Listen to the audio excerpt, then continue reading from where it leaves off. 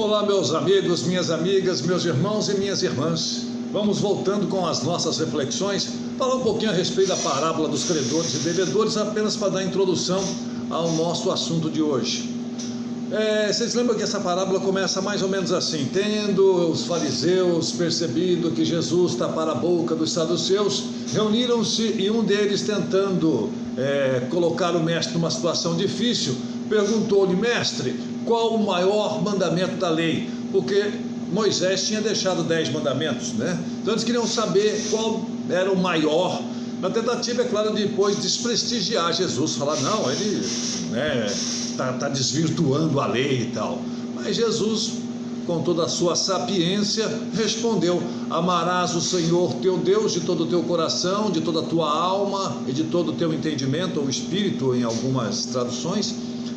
Esse é o maior e o primeiro mandamento. E o segundo, semelhante a esse: amarás ao teu próximo como a ti mesmo. Toda a lei e os profetas se acham contidos nesses 2 mandamentos. E, usando uma figura de linguagem nossa, quebrou as pernas dos fariseus, porque eles queriam criar uma polêmica e foram surpreendidos com a inteligência do mestre.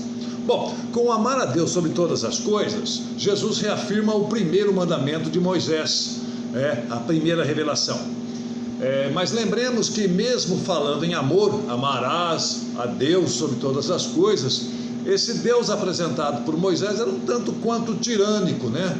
Era muito mais amado pela força e pelo medo do que pelo amor.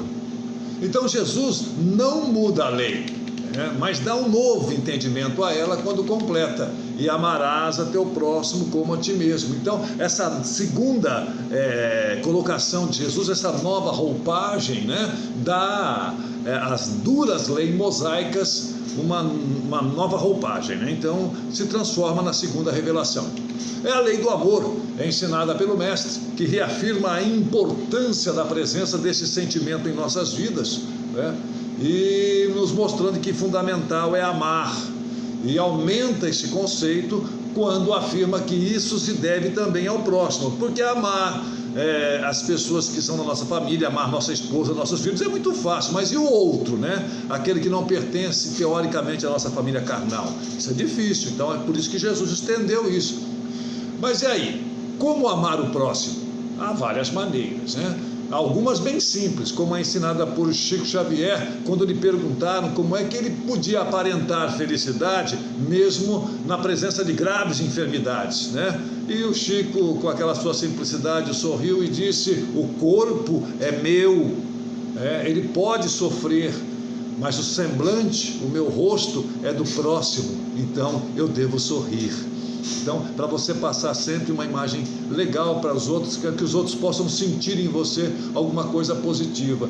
Então, amor se identifica com caridade. Caridade significa todo gesto que fazemos para valorizar o nosso semelhante. Ainda não podemos compreender Deus, mas já sabemos que o amor é sua essência, É a essência divina. E Jesus mandou que nós nos amássemos a Deus e também ao próximo, Porque Ele nos conhece a fundo. Ele sabe que nós temos dentro da gente essa essência do amor divino, essa sementinha de Deus. Então, quando o amor se manifesta nas suas atitudes, nós damos um grande passo em direção à nossa evolução moral, em direção à nossa reforma íntima. Não existe nenhuma obra da literatura mundial que figura mais expressiva do samaritano generoso para definir a psicologia da caridade. Lembra da história do bom samaritano, não é verdade? Uma vítima de bandidos, ela não foi socorrida pelos 2 religiosos que encontraram pelo caminho, que seguiram adiante, recebendo complicações, mas foi atendida por um samaritano. Esse pobre coitado recebeu ajuda por um samaritano que não perguntou quem era, não quis saber quem era, não quis saber de onde vinha e para onde ia, apenas e tão somente lhe teve piedade. tentou curar as suas feridas, fazer os seus curativos, e não satisfeito com isso, ainda o colocou sobre o lombo do seu cavalo e o levou até uma hospedaria, até essas pensão, né, de beira de estrada, e ali continuou a cuidá-lo dele. E no outro dia, ao sair de manhã, chamou o dono e falou: faça tudo o que ele precisar, dele tudo o que ele precisar, aqui está o dinheiro, se não for suficiente, quando eu voltar eu lhe pagarei. Então, não teve em momento algum esse samaritano a necessidade de querer saber a identidade da vítima, e nem mesmo dele deixar a sua identidade, né? Nem identificar-se para receber uma possível gratidão no futuro.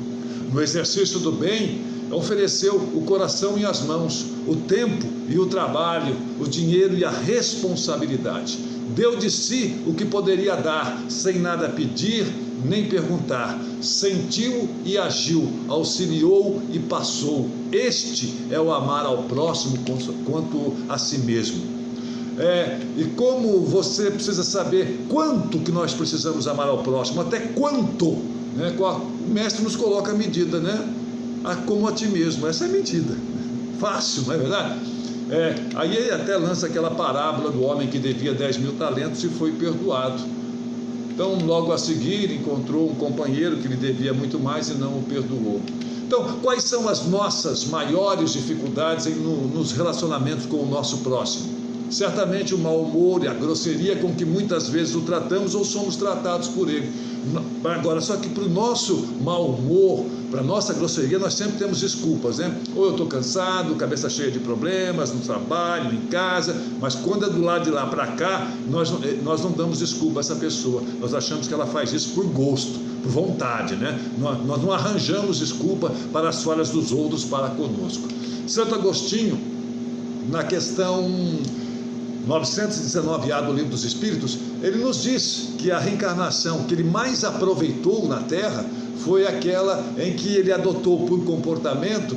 Quando chegasse à noite, toda a noite, ele perguntava à sua própria consciência se ele tinha feito alguma coisa ao outro que não tivesse sido boa, ou se ele havia deixado de fazer alguma coisa de bom, ou se ainda tinha uma queixa dele próprio naquele mesmo dia. Então, ele dizia que quando ele fazia essa pergunta e respondia com sinceridade, ele se reprogramava para não cometer no dia seguinte os mesmos erros do dia anterior. Então, nós devemos entender que nós precisamos nessa vida prosseguir em silêncio, orando, abençoando, entregando a Deus aquele companheiro que não sabemos mais como lidar, seja da nossa família ou do nosso relacionamento, mas pedindo ao Pai que ilumine mais a sua alma, o seu coração, a sua mente, o seu espírito, para que ele possa evoluir, né? Não é condenando, não é criticando, vamos orar por ele, né? Deus abençoe os nossos corações e nos ajude a combater as nossas imperfeições e a nos aproximarmos cada vez mais de um comportamento mais cristão.